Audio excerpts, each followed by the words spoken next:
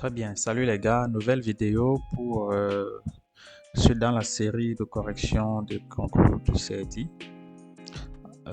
Aujourd'hui, on va voir une vidéo consacrée aux mathématiques. Donc, CEDI 2021, correction de mathématiques. C'est un sujet de 2 heures. On va le traiter en maxi 1 heure ou 1 h 30. On dit le sujet comporte 4 exercices, 3 pages en comptant la page d'identification et 2 tables statistiques. Vous devez vérifier en début d'épreuve le nombre de pages de ce fascicule. S'il est incomplet, demandez un autre exemplaire au surveillant. Donc, il faut toujours lire les consignes. Donc, c'est Madame Marie-Eliette Dury qui a proposé le sujet.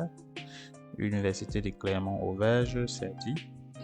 Alors, ça, c'est le magistère d'économie. On va commencer par le premier exercice. Donc, il y a combien d'exercices? Il y a 1, 2, 3, 4. Il y a 4 exercices. D'accord, il y a 4 exercices.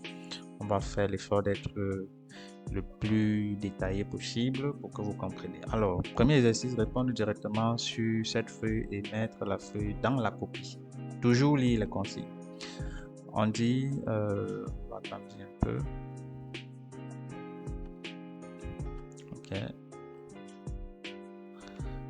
Donc, dans cette exercice, veuillez cocher une seule case pour répondre à chaque question. Question 1. Deux événements disjoints sont toujours indépendants. Est-ce que c'est vrai? Est-ce que c'est faux? Je ne sais pas. Bon, là, il faut essayer de voir mathématiquement si c'est vrai.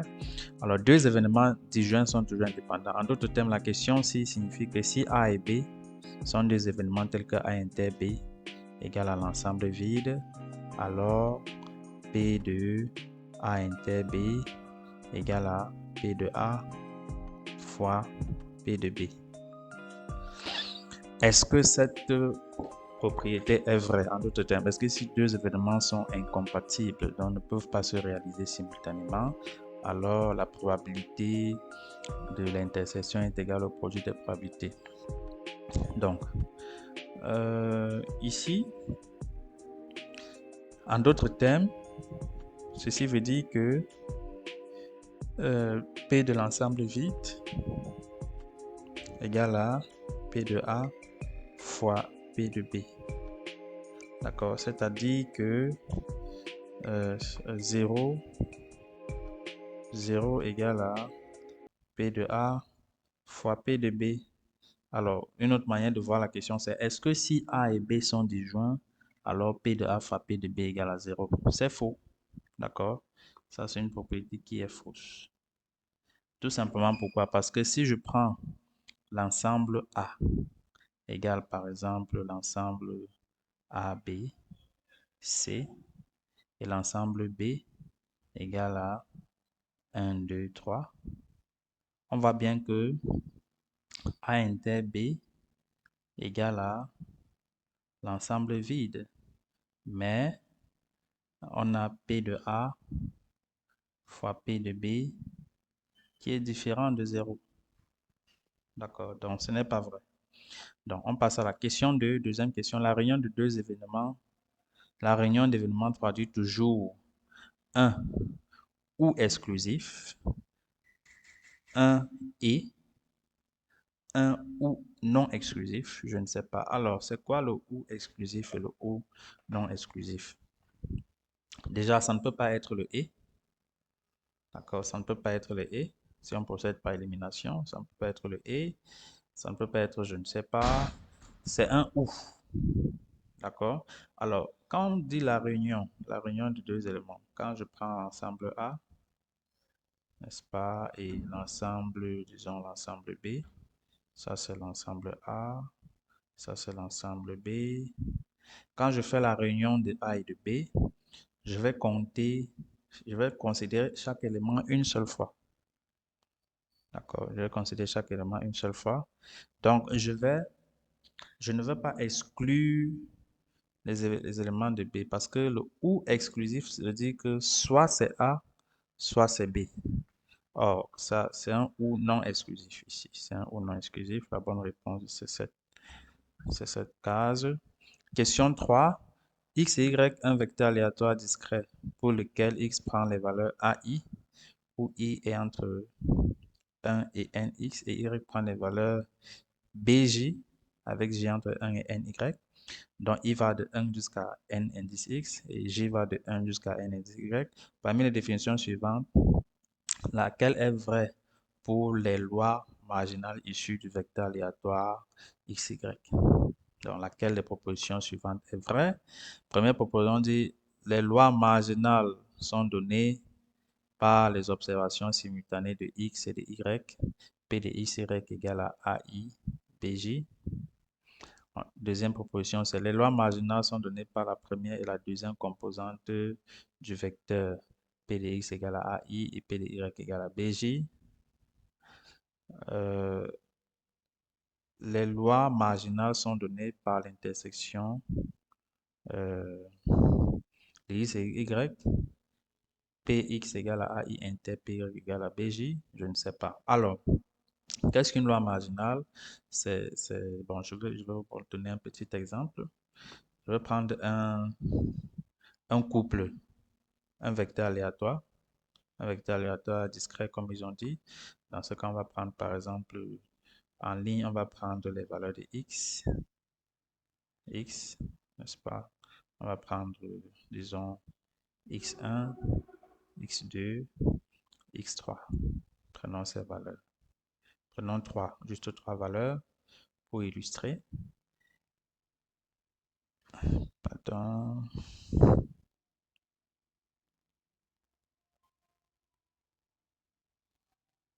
Donc, ça, c'est x. Ensuite, ici, on va prendre, en colonne, on va prendre les valeurs de y. Disons y1, y2, y3. On peut même aller à y4 si on veut. Peu importe. Donc, voilà les quatre valeurs de y.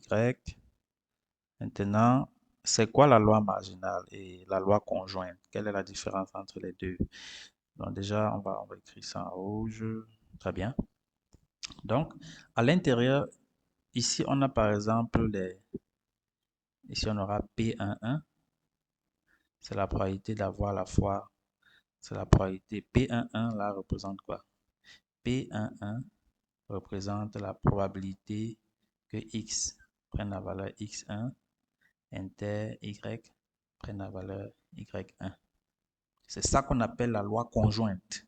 D'accord? Ici, on aura P12, P13, P14. Là, on aura P21, P22, P23, P24. Là, on aura P31, P32, P33, P34. Donc, maintenant, ce qu'on appelle la loi marginale de x, par exemple, elle est donnée par P de x égale à AI, comme on a dit, et P de y égale à BJ, c'est la loi marginale de y. C'est-à-dire quoi? Quand je calcule P de x égale à x1 par exemple, c'est égal à P11 plus P12 plus P13 plus P14, c'est-à-dire la somme des probabilités que x prenne la valeur x1 et y prenne la valeur yj si on veut, et là j va de 1 jusqu'à 4. C'est ça la loi marginale. Donc, la bonne réponse ici, c'est la deuxième réponse. N'est-ce pas? Les lois marginales sont données par la première et la deuxième composante des vecteurs. OK.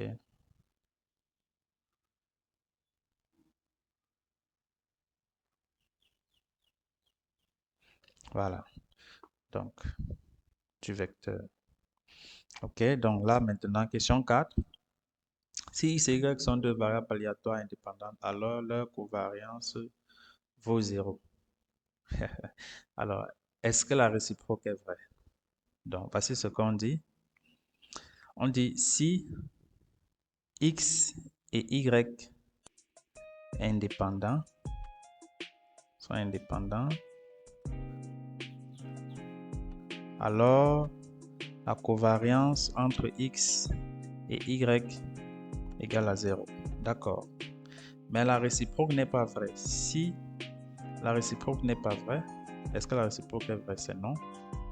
Tout simplement parce que si la covariance entre X et Y égale à 0, ça ne veut pas dire que X et Y sont indépendants. Ça ne veut pas dire ça, c'est pas vrai. D'accord? Si X et Y sont toujours indépendantes, alors la réciproque n'est pas vraie. On peut avoir des contre-exemples. Question 5. Question 5.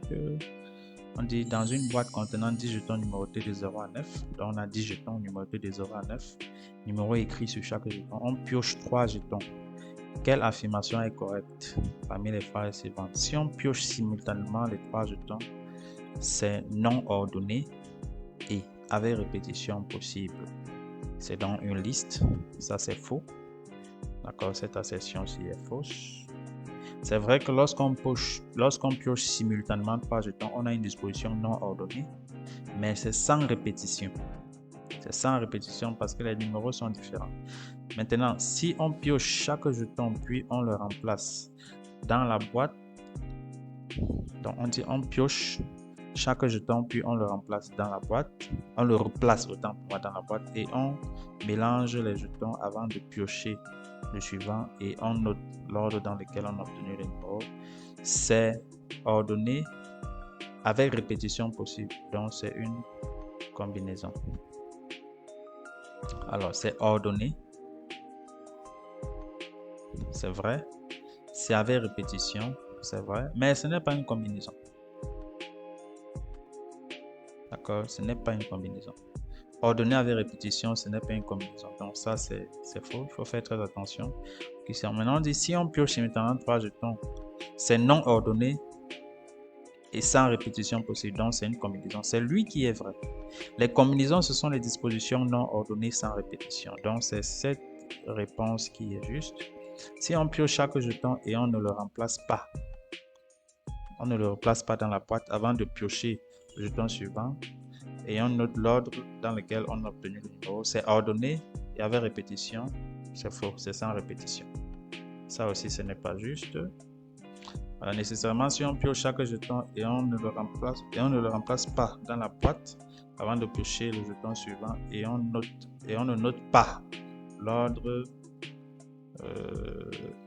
donc ça aussi c'est faux. Donc la bonne réponse c'est celle-là. Très bien. Donc on passe à l'exercice 2. Dans tout l'exercice posé, le détail des calculs et justifier clairement les valeurs données. Donc ça c'est un exercice de probabilité. D'accord.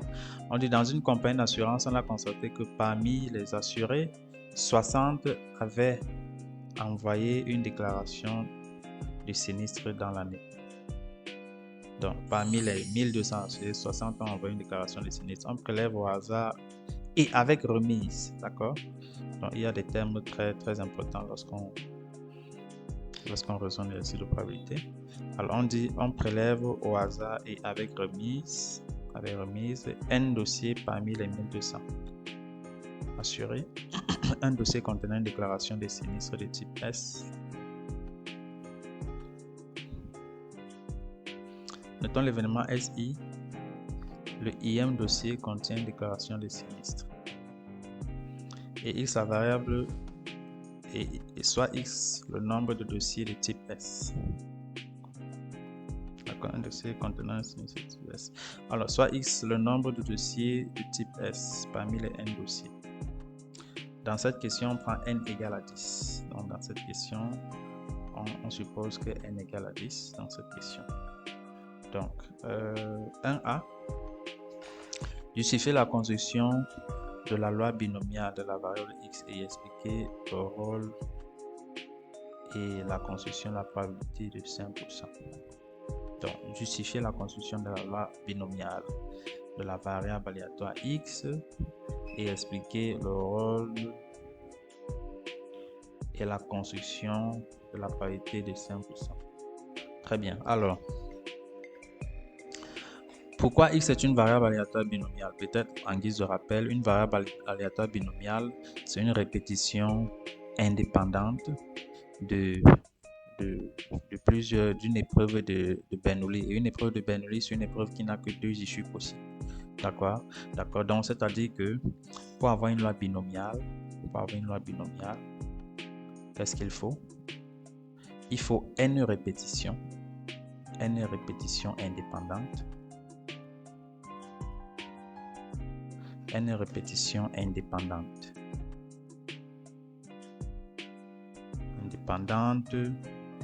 d'une expérience de Bernoulli. D'accord? D'une expérience de Bernoulli.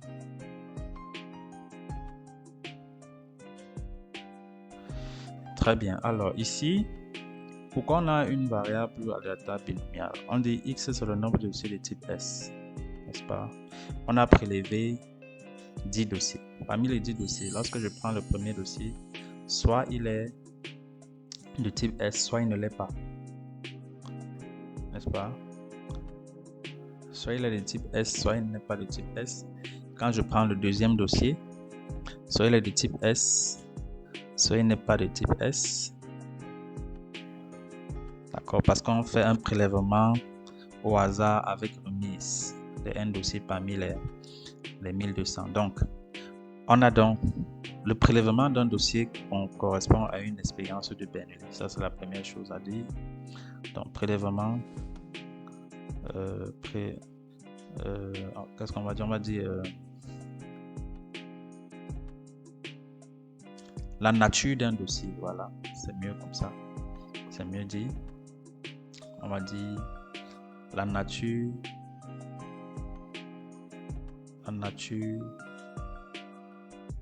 d'un dossier.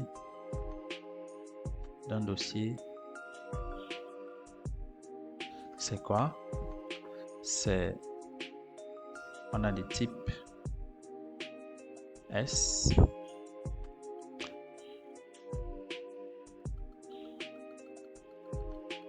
n'est-ce pas? C'est-à-dire contenant une télédéclaration des sinistres. Ou bien,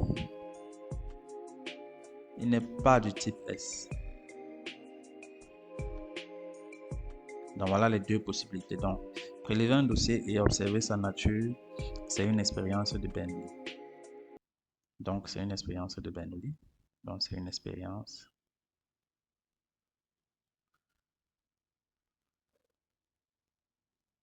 de Bernoulli. Maintenant, ici, il faut dire ensuite que, ça c'est le premier point, n'est-ce pas? Le deuxième point, c'est que répéter ce prélèvement à l'identique, donc répéter cet événement à l'identique, démontre que on a répété de manière indépendante la même expérience, parce qu'on fait un prélèvement successif avec remise. D'accord? Donc, qu'est-ce que vous voyez? Vous voyez que x de oméga, c'est une variable aléatoire qui est égale au nombre, qu'est-ce qu'ils ont dit? Le nombre de dossiers de type S. Donc, sur les 10 dossiers, sur les 10 prélèvements, il peut arriver qu'on n'ait aucun dossier de type S. Il peut arriver qu'on ait un dossier de type S. Il peut arriver qu'on ait deux dossiers de type S. Il peut arriver qu'on ait trois dossiers de type S, ainsi de suite. Jusqu'il peut arriver que tous les 10 dossiers soient de type S. C'est pourquoi x d'oméga, c'est ça. Maintenant,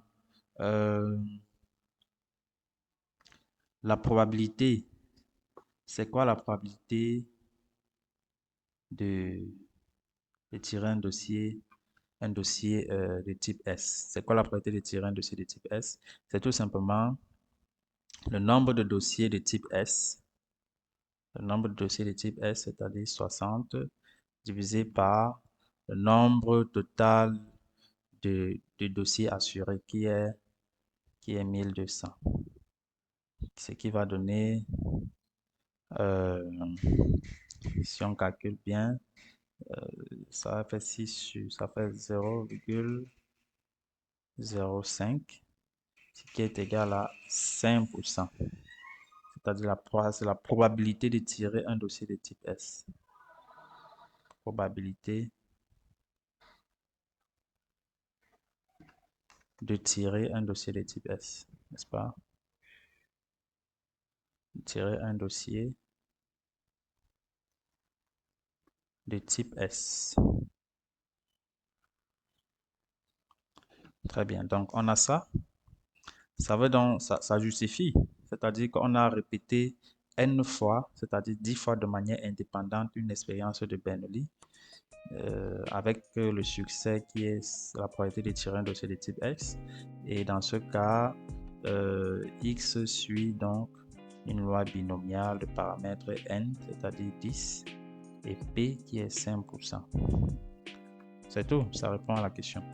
Donc, deuxième question, exprimer l'événement, puis lire dans une table à préciser en justifiant et écrire la valeur numérique de la probabilité pour qu'un seul dossier soit de type S parmi les 10. Donc ici, on vous demande de calculer la probabilité que X soit égal à 1. La probabilité du succès, c'est combinaison de 1 dans 10 fois la probabilité du succès, n'est-ce pas? La probabilité d'avoir un dossier de type S puissance 1 multiplié par 1 moins la probabilité d'avoir un dossier de type S puissance 10 moins 1. N'est-ce pas? Donc, ici, on dit d'aller lire ça dans la table de la loi. Donc, ici, on veut calculer P de X égale à 1, c'est-à-dire P1, lorsque X suit une loi binomiale de paramètres N égale à 10 et P égale à 0,5. Donc, si vous partez dans la table de la loi, plus bas, on a la table de distribution de la loi binomiale. Ça, c'est donc la probabilité que X prenne la valeur K. Dans notre cas ici, dans notre situation, on est dans la situation où K égale à 1 et N égale à combien? N égale à 10. Donc K égale à 1, N égale à 10. On vient d'abord sur N. N égale à 10, K égale à 1. On est là. N égale à 10. N égale à 10 et K égale à 1. Donc on est dans cette ligne. Ensuite, on a la probabilité du succès qui est 5%. Donc on est dans cette première colonne. Dans cette première colonne, 5%. Donc on revient, donc on va voir cette probabilité. On voit que ça correspond à qui? Ça correspond à 0,3151. Donc cette probabilité n'est rien d'autre que 0,3151. C'est tout. Ça, c'était la question 1B. Ça, c'est la question 1B. La première question, c'était la question 1A. Très bien. Maintenant, on dit exprimer l'événement, puis lire dans la table à préciser en justifiant et écrire les valeurs numériques de la probabilité pour qu'il y ait au moins un dossier de type S parmi les 10 dossiers. Donc 1C, question 1C, ce qu'on demande de calculer, c'est la probabilité qu'il y ait au moins un dossier de type S. Dans la probabilité que X soit supérieur ou égal à 1. D'accord, la probabilité qu'il y ait au moins un dossier de type S, c'est la probabilité que X soit supérieur ou égal à 1. On peut passer par l'événement contraire qui est égal à 1 moins la probabilité que X soit strictement inférieur à 1. C'est-à-dire, quelle est la seule valeur de X qui est strictement inférieure à 1? C'est 1 moins la probabilité que X soit égal à 0. D'accord. Donc, qu'est-ce que ça va donner? Ça va donner 1 moins la probabilité que X soit égal à 0. Alors, si on vient dans la table, on est encore ici. La probabilité que X soit égal à 0 correspond à cette valeur, 0,5987. 0,5987. Donc, ici, ça va faire 1 moins 0,5987. On peut calculer ça.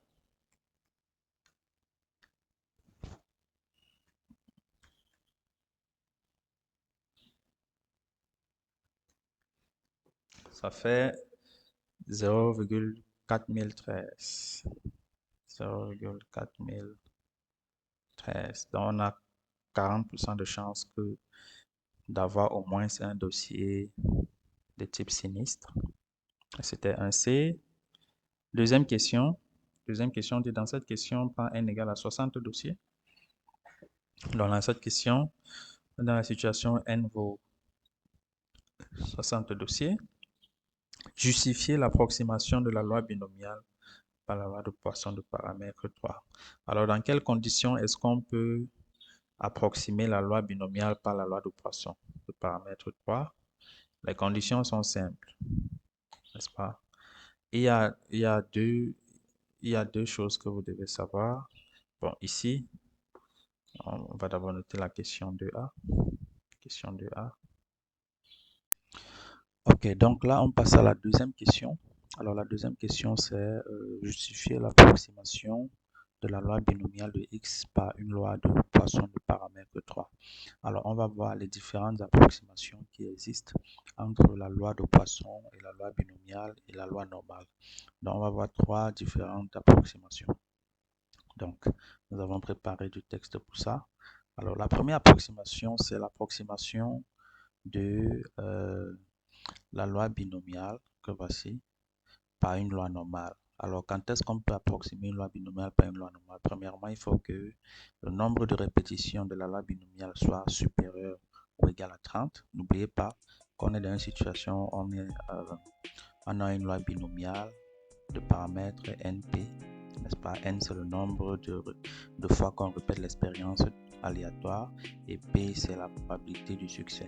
Donc, il faut déjà que le nombre de répétitions soit supérieur ou égal à 30 et ensuite, il faut que le produit n multiplié par p soit strictement plus grand que 5 et le produit n multiplié par 1 moins p, c'est-à-dire la probabilité de l'échec, soit aussi plus grand que 5. Alors dans ce cas de figure, on conclut directement que la loi binomiale de paramètre np peut être approximée par une loi normale de paramètre np racine de npq. Racine de npq représente tout simplement les cas types de la loi binomiale, n'est-ce pas? D'accord, maintenant la deuxième approximation qu'il faut connaître, c'est lorsque on approxime la loi binomiale en une loi de Poisson. Alors, dans quelle situation est-ce que c'est possible? C'est possible lorsque, premièrement, le nombre de répétitions de la loi binomiale est supérieur ou égal à 30. Deuxièmement, il faut que le nombre de répétitions multiplié par la probabilité du succès soit strictement plus grand que 5, ou bien, n'est-ce pas, ce n'est pas, c'est un ou non exclusif, hein, ou bien le nombre de répétitions multipliées par 1 moins p soit strictement inférieur à 5. Donc, dans ce cas de figure, on peut dire que la loi binomiale peut être approximée par la loi de Poisson de paramètre NP. Et c'est ce que nous allons utiliser dans notre situation. Le troisième cas de figure, c'est lorsque la loi de Poisson, quand est-ce qu'on approxime la loi de Poisson par une loi normale? Alors, cette approximation est valable lorsque le paramètre de la loi de Poisson est supérieur à 10. Alors, si cette condition est vérifiée, on peut approximer la loi de Poisson de paramètre lambda par une loi normale de paramètre lambda racine de lambda. Il faut dire ici que toutes ces propriétés se démontrent à l'aide du théorème central limite que nous allons peut-être vous présenter plus tard. Très bien, donc voilà. Pour notre cas d'espèce, pour la question, on voit bien que le nombre de répétitions, c'est 60 qui est plus grand que 30. Ça veut dire que la première condition est déjà vérifiée. D'accord? Donc, la première condition que voici est déjà vérifiée. La deuxième condition, c'est que NP soit strictement plus petit que 5. Et c'est déjà vérifié. Donc, n fois p égale à 3 qui est plus petit que 5. Donc, la conclusion à ce niveau, c'est que la loi binomiale de paramètre 60, 5% peut être approximée par la loi de Poisson de paramètre 3. Donc, c'est tout pour cette question 2A.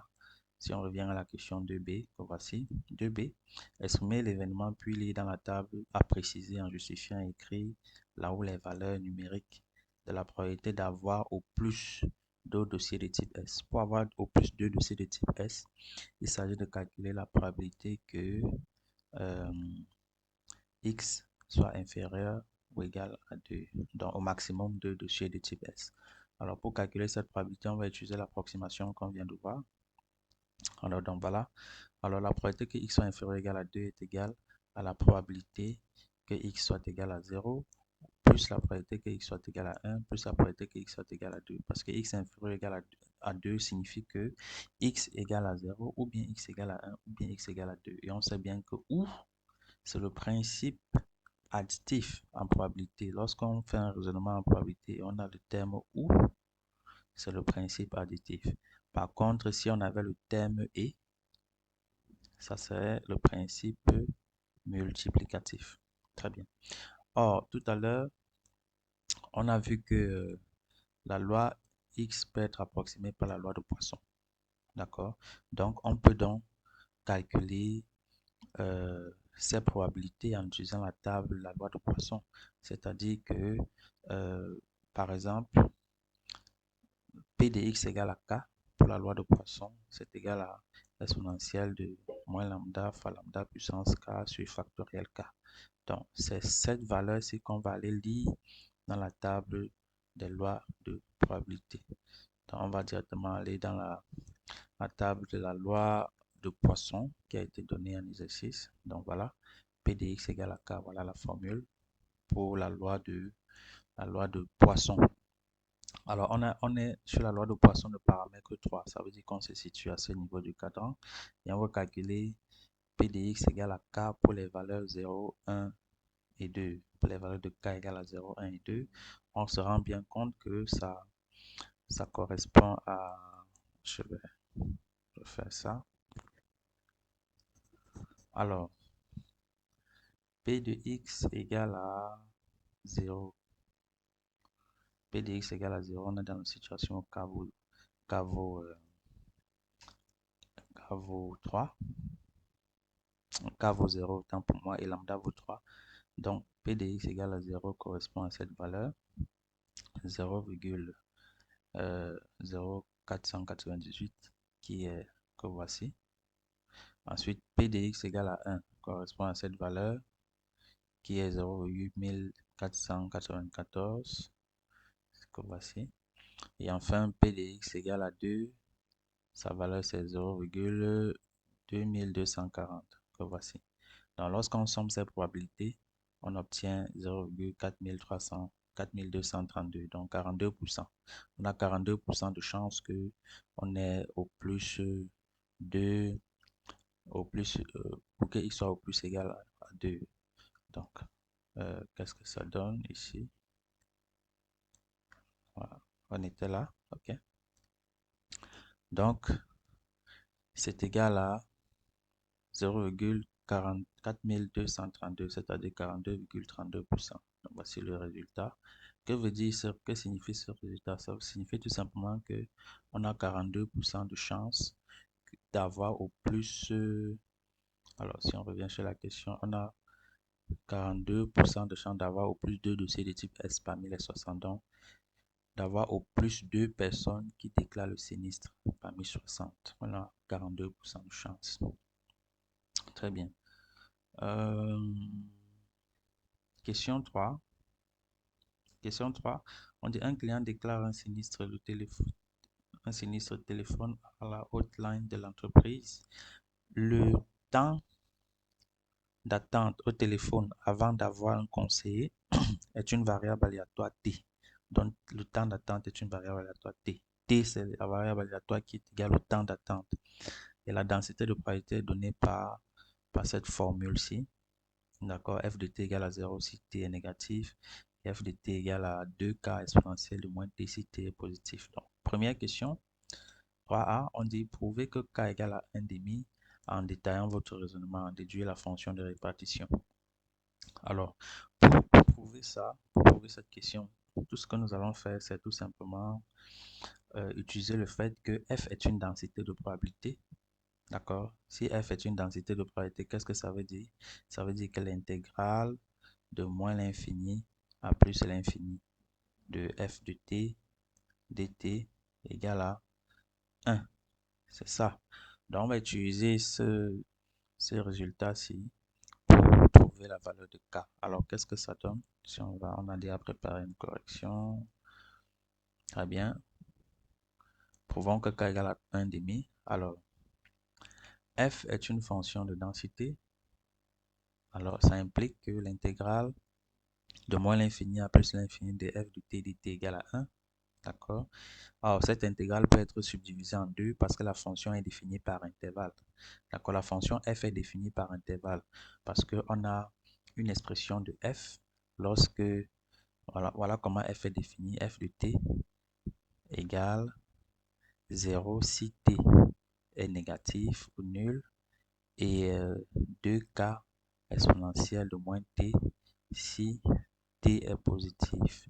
Donc, ça, c'est une fonction définie par intervalle. Donc, du coup, nous allons séparer l'intégrale là en fonction de ces intervalles. Donc, on va dire que c'est l'intégrale de moins l'infini à 0 de f de t dt plus l'intégrale de 0 à plus l'infini de f de t dt égale à 1. Donc, qu'est-ce que ça implique? Ça implique que l'intégrale de 0 à plus l'infini de f de t dt égale à 1, tout simplement parce que cette quantité-ci vaut 0. Ça vaut 0 parce que sur l'intervalle moins l'infini 0, f de t égale à 0. Donc l'intégrale d'une fonction nulle donne 0.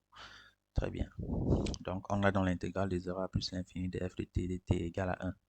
Et si on remplace, ça va faire intégrale de 0 à plus l'infini de 2k exponentielle de moins t dt égale à 1. C'est-à-dire, si on calcule maintenant la primitive de 2k exponentielle de moins t dt, ça va donner moins 2k exponentielle de moins t, t allant de 0 à moins l'infini. Pourquoi? Tout simplement parce que la primitive de exponentielle de moins t dt, c'est moins exponentielle de moins t. D'accord? C'est moins exponentielle de moins t. Alors, lorsqu'on va calculer, nous avons d'ailleurs justifié la primitive de exponentielle de moins t dt égale à moins exponentielle de moins t. Alors, cette intégrale devient, alors si on calcule ça, lorsque t tend vers plus l'infini, on aura 0. Donc 0 moins, lorsque t égale à 0, on a cette valeur égale à 1. Donc tout ceci va donner 2k égale à 1. Donc k égale à 1,5. C'est donc le résultat qu'il fallait démontrer ici.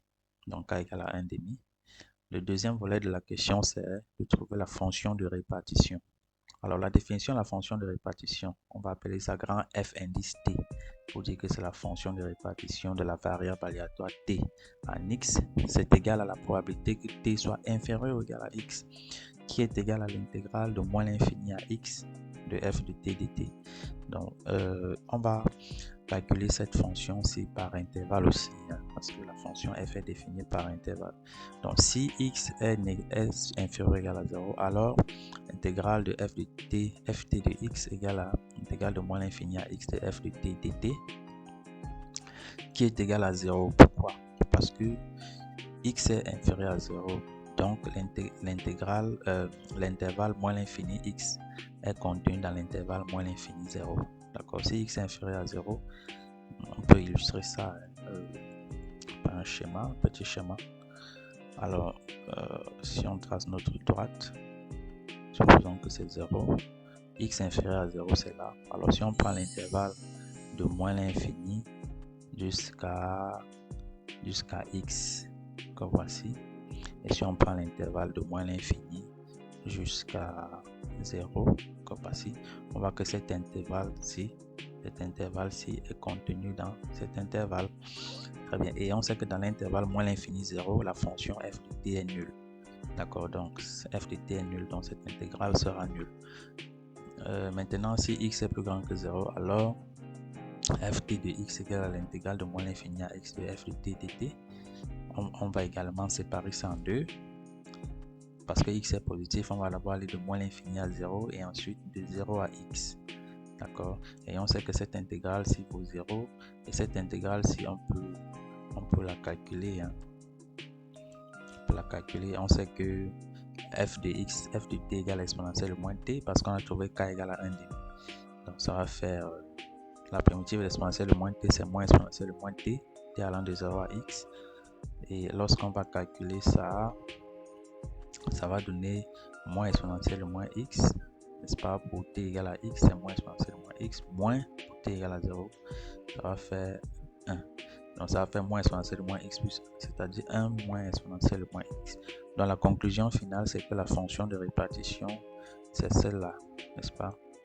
Elle est là, c'est la fonction qui vaut 0 si x est inférieur à 0 et qui vaut 1 moins exponentielle de moins x si x est plus grand que 0. Très bien. Donc, c'est tout pour cette question. Alors, si on passe à la question 3b, la dernière question de cet exercice. Quelle est la probabilité que le temps d'attente soit de moins de 3 minutes? Probabilité que le temps d'attente soit de moins de 3 minutes. Donc, ici, on veut calculer la probabilité que le temps d'attente soit inférieur à 3 minutes. N'est-ce pas? C'est égal à, c'est égal à la fonction ft, la fonction de répartition de t en 3, tout simplement. Donc, on va calculer ft de 3 dans ce qu'on a vu tout à l'heure. Alors, ça revient à calculer ça,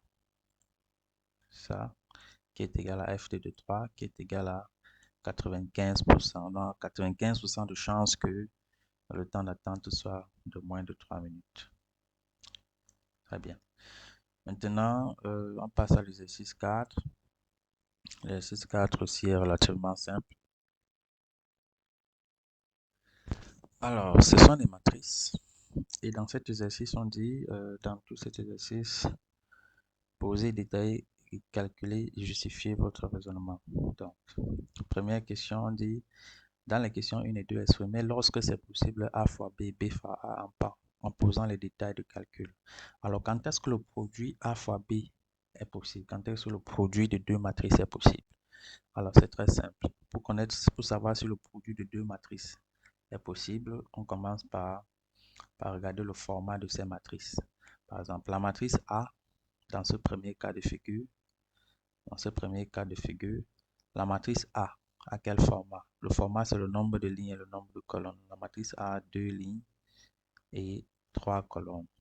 Et la matrice B a 3 lignes et 2 colonnes.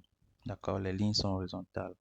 Parce que si vous observez la matrice A, on a première ligne, pardon, on a la première ligne de la matrice A, deuxième ligne, première colonne, deuxième colonne, troisième colonne. Par contre, la matrice B a une ligne, deux lignes, trois lignes, une colonne, deux colonnes, tout simplement.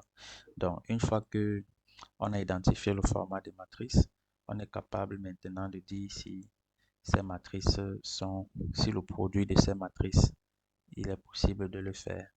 Donc, ici, commençons par A fois B. Pour le savoir, on confronte les formats. Donc, pour savoir si A fois B est possible, on écrit le format de A qui est 2 lignes, 3 colonnes, et le format de B qui est 3 lignes, 2 colonnes. Vous voyez que qu'est-ce qu'on constate? On constate que le nombre de colonnes de la première matrice, donc de la matrice A, est égal au nombre de lignes de la deuxième matrice. D'accord? Donc, lorsqu'il y a correspondance entre le nombre de colonnes de la première matrice et le nombre de lignes de la deuxième matrice, la conclusion c'est que A fois B est possible.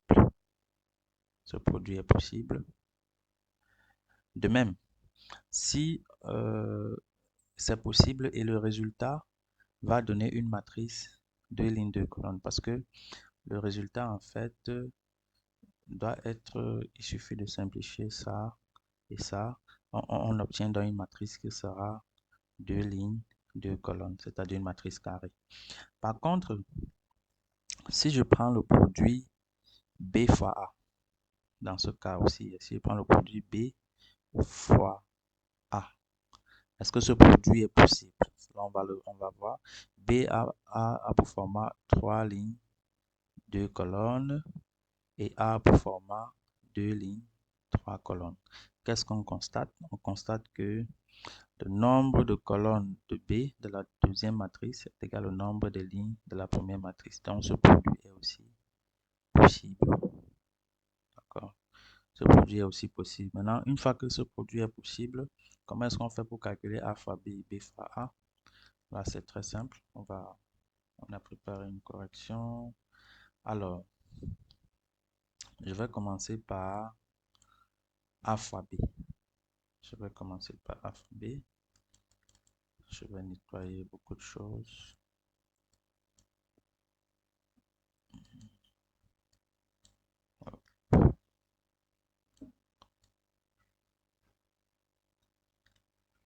Ok, je nettoie tout ça.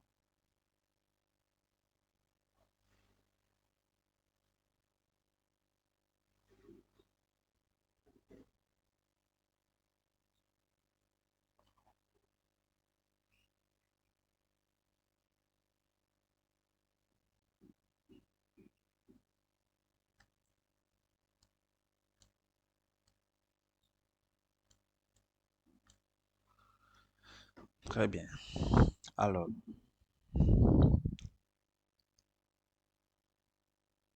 comment je fais pour calculer A fois B? Pour calculer A fois B,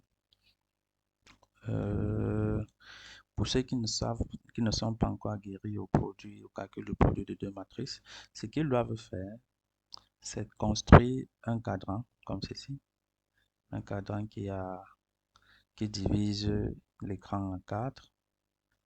Donc, on a le premier cadran, le deuxième cadran, le troisième cadran, le quatrième cadran. Ou bien on commence par compter par le bas, le premier cadran, le deuxième cadran, le troisième cadran, le quatrième cadran. Donc, sur le premier cadran ici, vous mettez la matrice A, la première matrice du produit. Donc, si on veut calculer A fois B, la première matrice, c'est la matrice A. Sur le deuxième cadran, vous mettez la deuxième matrice. Après avoir fait ça, vous pouvez, ce que je recommande de faire, c'est de tracer les lignes de la première matrice. Donc là, on a la première ligne. On a la deuxième ligne là. Et les colonnes de la deuxième matrice. Donc, on a la première colonne ici. Ensuite, on a la deuxième colonne. Donc, le point de rencontre représente les nombres que nous devons calculer. Par exemple, ce point de rencontre représente le point de rencontre entre la première ligne, n'est-ce pas, et la première colonne. Donc, je vais faire le produit première ligne, première colonne pour avoir le nombre qu'il va falloir mettre ici. Alors, pour faire ce produit, on fait le produit des éléments qui ont la même position et on additionne le résultat. Donc, par exemple, pour faire le produit de cette ligne et de cette colonne, je vais faire 1 fois moins 1, d'accord, plus 3 fois 1, plus 4 fois 0, plus 4 fois 0. Donc, ça va faire moins 1 plus 3, ce qui donne 2. Donc, à ce niveau, je dois mettre le chiffre 2. Je dois mettre le chiffre 2 à ce niveau, puisque c'est le résultat. Maintenant, à ce niveau, qu'est-ce que je dois mettre? Je dois mettre le résultat du produit de cette ligne, première ligne, et de cette colonne. D'accord? On va faire le même calcul. Donc, si je veux faire le produit de cette ligne et de cette colonne, je fais le produit des éléments qui occupent la même position. Donc, premier élément multiplié par le premier élément, plus deuxième élément multiplié par le deuxième élément, plus le troisième élément multiplié par le troisième élément. Donc, ça va faire 1 fois 0, plus 3 fois 2, plus 4 fois 1. Ça va faire 0, plus 6, plus 4. Ce qui va donner 10. Donc, à ce niveau, on met 10. Si on fait le même calcul ici, à ce niveau, le chiffre qu'il va falloir mettre ici, ça sera le résultat du produit de cette ligne, donc de la deuxième ligne, et de cette colonne, donc de la deuxième colonne, de la première colonne. Donc, ça va faire 2 fois moins 1, plus 1 fois 1, plus 2 fois 0. Ça fait moins 2, plus 1, plus 0, c'est-à-dire moins 1. Donc, le nombre qu'on met ici, c'est moins 1. Moins 1. Ensuite, le chiffre qu'il va falloir mettre ici, c'est le résultat du produit de cette deuxième ligne ici et de cette deuxième colonne. Donc, on doit avoir 2 fois 0, plus 1 fois 2, plus 2 fois 1. ça va faire 0 plus 2 plus 2, c'est-à-dire 4. À ce niveau, on a 4.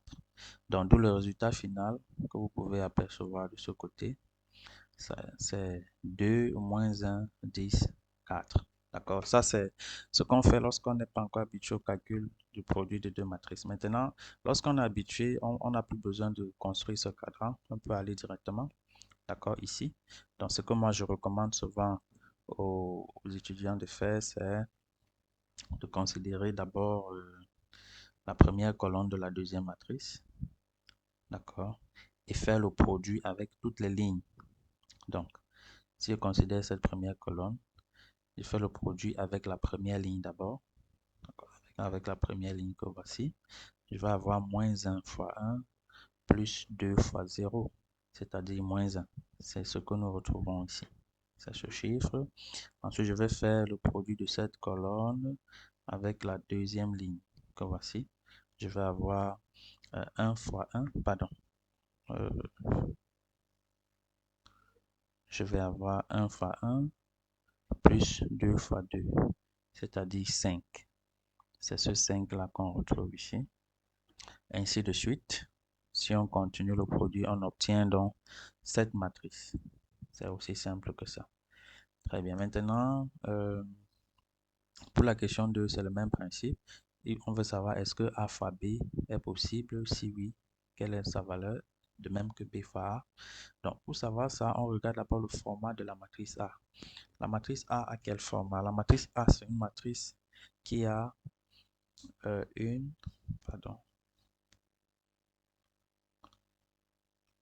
matrice A, c'est une matrice qui a une ligne, deux lignes, trois lignes, quatre lignes et deux colonnes. D'accord? Donc, c'est une matrice 4 lignes, 2 colonnes. Alors que la matrice B, c'est une matrice 1, 2 lignes, n'est-ce pas? 2 lignes et 1, 2, 3 colonnes. 3 colonnes. Très bien. Donc, une fois qu'on a trouvé le format des matrices, il faut maintenant vérifier si le produit de ces matrices est possible. Alors, commençons par le produit A fois B. Est-ce que A fois B est possible? On regarde simplement les formats. Alors, le format de A, c'est 4 lignes, 2 colonnes. Le format de B, c'est 2 lignes, 3 colonnes. On voit bien qu'il y a correspondance entre le nombre de colonnes de la deuxième matrice et le nombre de lignes de la première matrice. Ça veut dire que A fois B est bien possible. D'accord, ce produit est possible et ça va donner une matrice si on simplifie comme ça. Si on simplifie, ça va donner une matrice C qui sera de format 4 lignes et 3 colonnes. Et vous faites le produit. Par contre, si vous regardez B fois A, si on observe les formats, le format de B c'est 2 lignes, 3 colonnes, alors que le format de A c'est 4 lignes et 2 colonnes. On se rend compte que 3 est différent de 4, donc A fois B est impossible. A fois B est impossible. Donc, puisque c'est impossible, on ne peut pas calculer ce produit. Donc, c'est tout, hein. C'est comme ça qu'on fait le produit de matrice. Maintenant, pour la dernière question de cet exercice 3, on demande de calculer le déterminant de cette matrice. D'accord?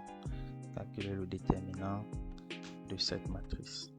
Donc, pour calculer le déterminant, on peut utiliser, il y a plusieurs formules pour calculer le déterminant d'une matrice carrée d'ordre 3. On peut utiliser la méthode de Sarus. Peut-être je vous explique un peu le principe. Alors, si on veut calculer le déterminant de cette matrice en utilisant la méthode de Sarus. Pour utiliser la méthode de Sarus, on écrit d'abord la matrice entièrement. Donc, 1, 2, 3, moins 1, 1, 2, 0, moins 1, 3. Et on augmente la matrice là des deux premières colonnes, c'est-à-dire les deux premières colonnes-ci. Je vais les augmenter de l'autre côté. Donc, 1, 2, moins 1, 1, 0, moins 1. Une fois que j'ai augmenté cette matrice, je cherche maintenant les diagonales descendantes. Les diagonales de 3 descendantes. C'est-à-dire que je vais chercher les diagonales de 3 descendantes. On a cette première diagonale. Ensuite, on a cette deuxième diagonale et cette troisième diagonale. Donc, une fois que j'ai identifié les diagonales, je fais les produits de ces diagonales. Donc, j'aurai 1 fois 1 fois 3 plus 2 fois 2 fois 0. D'accord.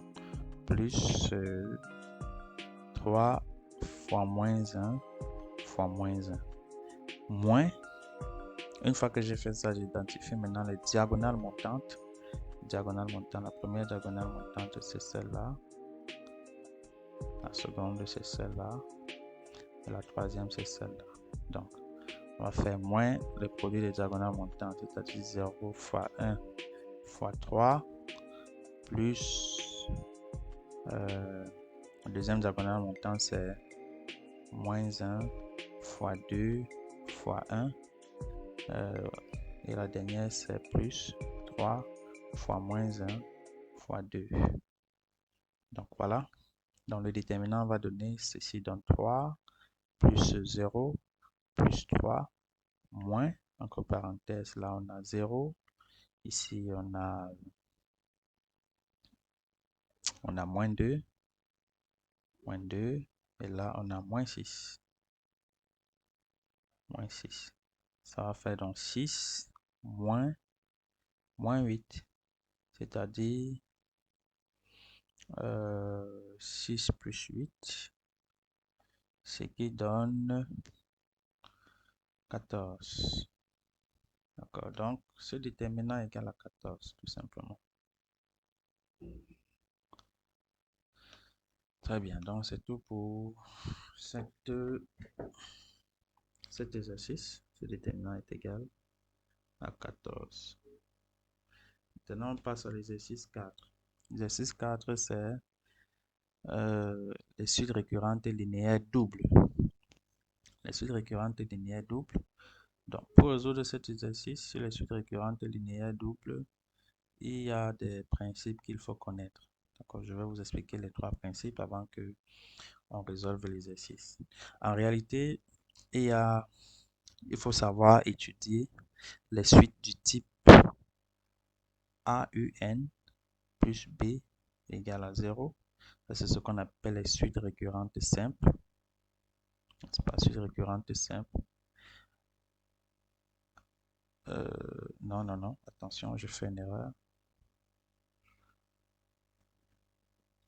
Ok, donc, je disais que la première famille de suites qu'il faut savoir étudier, c'est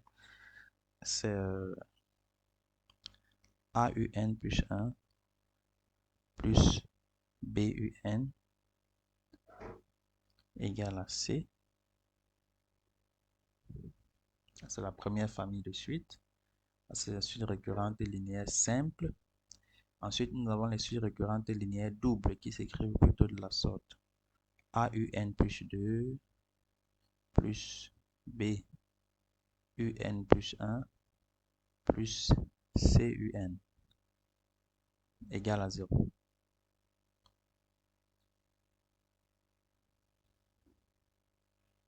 D'accord, ça c'est les suites récurrentes simples. On peut aussi avoir les suites récurrentes triples. AUN plus 3 plus BUN plus 2 plus CUN plus 1 plus DUN égale à 0. Mais pour étudier ce genre de suite, il faut savoir faire la réduction des matrices. Par contre, ici, on a juste besoin de connaître la résolution des polynômes de second degré. Donc, je vais vous expliquer le principe général. Principe général de l'étude des suites récurrentes linéaires doubles. Donc, considérons, c'est l'exercice 4. Exercice 4. Donc, on considère la suite UN, n'est-ce pas, définie par la relation AUN plus 2 plus BUN plus 1 plus CUN égale à 0. Alors, la première des choses, c'est trouver ce qu'on appelle l'équation caractéristique de UN. Parce que le but, c'est exprimer UN en fonction de N. C'est ça le but de l'étude de ce type de suite. Comment est-ce qu'on exprime UN en fonction de N? Donc, la première des choses, c'est de trouver ce qu'on appelle l'équation caractéristique. Équation caractéristique.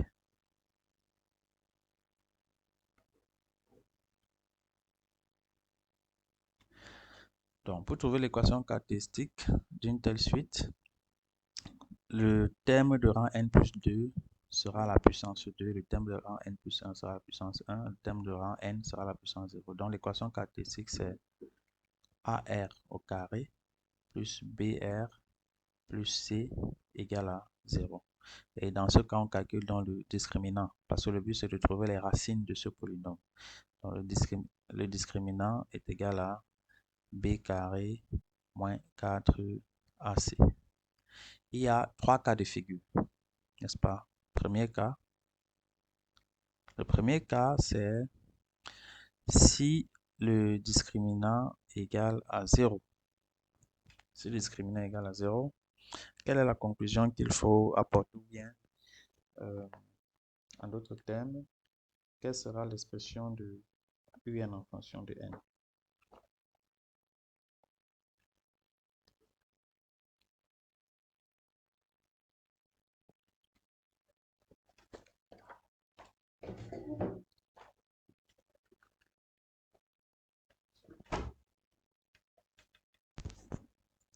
Donc, si delta égale à 0, qu'est-ce qu'on a? Alors, on a une solution double. R0, la solution double qui sera égale à moins B sur 2A. D'accord? Solution double. Et dans ce cas, l'expression de UN en fonction de N est de la forme UN égale, bon, je vais écrire ça sous une autre couleur. On aura donc UN, l'expression de UN en fonction de N va donner UN égale à lambda plus mu N fois R0 puissance N, n'est-ce pas? Avec lambda et mu qui sont des constantes réelles à déterminer. Alors, comment est-ce qu'on détermine lambda et mu? On calcule U0 et U1, n'est-ce pas? On calcule U0. U0, c'est une valeur qui est souvent connue et U0 est égal à lambda. D'accord? Si on calcule aussi U1, U1 égale à lambda plus mu, le tout fois R. Et vous pouvez tirer mu. Ça, c'est le premier cas. Donc, maintenant, le deuxième cas, c'est lorsque delta est strictement plus grand que 0. Si delta est strictement plus grand que 0, ça veut dire que l'équation ici admet deux racines distinctes. La première racine, c'est R1 égale à moins B, moins racine de delta sur 2A. Et la deuxième racine, c'est R2 égale à moins B plus racine de delta sur 2A. Une fois qu'on a ces deux racines, l'expression de UN en fonction de N, c'est, on va écrire ça en bleu, on aura donc UN égale à lambda fois R1 puissance N plus mu fois R2 puissance N. Maintenant, pour trouver lambda et mu, on utilise encore les conditions initiales, c'est-à-dire U0 et U1. D'accord? C'est-à-dire que on aura par exemple que U0, on remplace N par 0 est égal à lambda plus mu. Si on remplace N par 0, donc on est U0, on cherche lambda et mu. La deuxième équation, ça sera U1 égale à lambda R1 plus mu R2. Donc, ça fait un système de deux équations à deux inconnues qu'on pourra résoudre pour trouver lambda et mu et trouver donc l'expression générale. Maintenant, le troisième cas,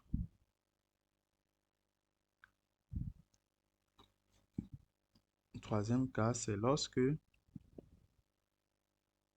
pardon, c'est la situation où delta est négatif. Si delta est négatif, ça veut dire que l'équation admet deux solutions complexes. Deux solutions complexes. Et dans ce cas de figure, qu'est-ce qu'il faut faire?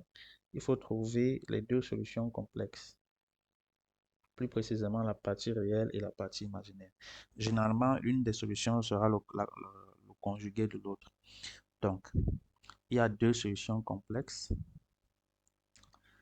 La première solution, ça sera, on va appeler ça delta 1 égale à moins b moins i racine de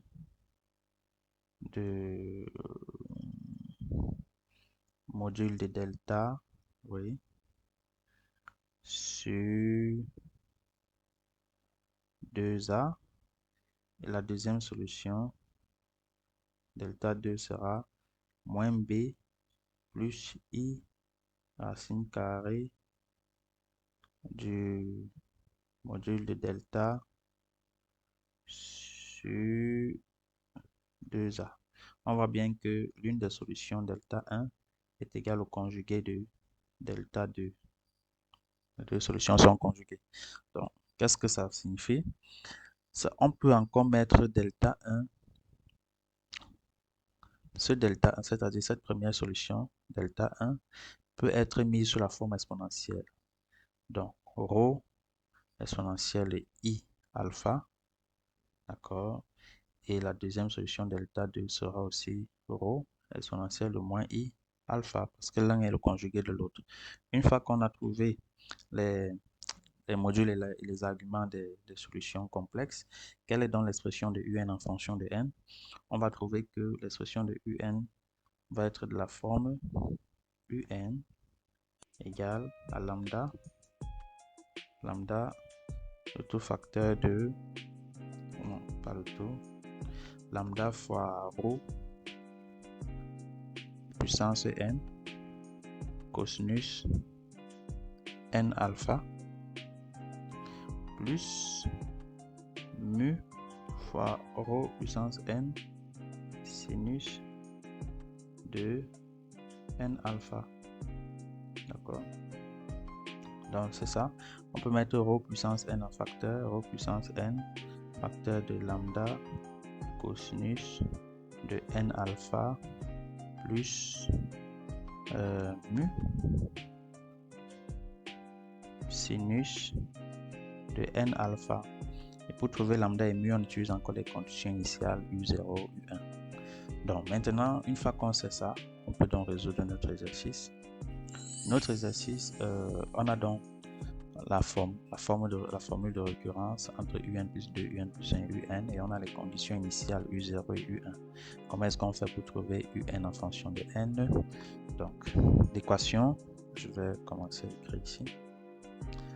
La suite est définie par, si on envoie toute cette quantité de l'autre côté, on aura UN plus 2, UN plus 2, plus 2 UN plus 1, moins 3 UN égale à 0.